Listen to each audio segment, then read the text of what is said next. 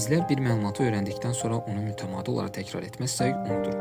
Hətta araşdırmalar göstərir ki, bugün öyrəndiyimiz məlumatı bir gün ərzində təkrar etmədikdə həmin məlumatın 50%-dən çox hissəsini unuduruq. Bu baxımdan təkrar etməyin nə qədər vacib olduğunu hamımız diqqət etməliyik. Videonun başlığında da göründüyü kimi, bu videoda necə effektiv təkrar üsullarından istifadə edə biləcəyimiz barəsində danışacağıq. Kanalımıza abunə olmusunuzsa, demək ki, hazırsınızsa o halda başlaya bilərik. Günlük, həftəlik və aylıq planlar qur.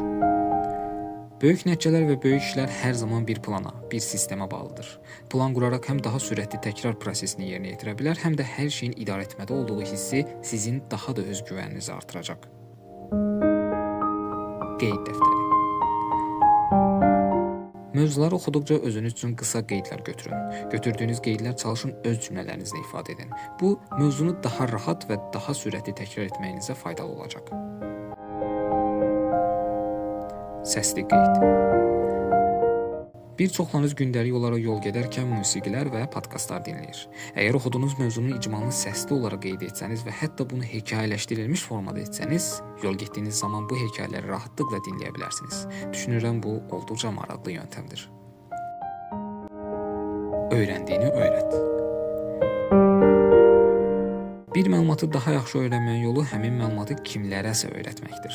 Hətta xatırlayıram, mən abituriyent olduğum zaman öyrəndiyim mövzuları sanki qarşımda kimlərsə varmış kimi onlara izah etməyə çalışırdım. Bu bir balaca qulağa fərqli səslənsə də kifayət qədər faydalı və öyrədici bir yöntəmdir. Daha çox test işlə. Təkrarın ən möhtəşəm və ən sürətli yollarından biri testlər işləməkdir.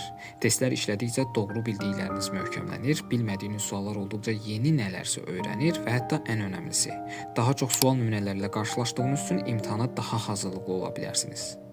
Beləliklə, əziz dinləyicilər, bu videonun da sonuna gəldik. Kanalımıza abunə olaraq növbəti videolardan xəbərdar ola bilərsiniz. Növbəti videolarda görüşənədək.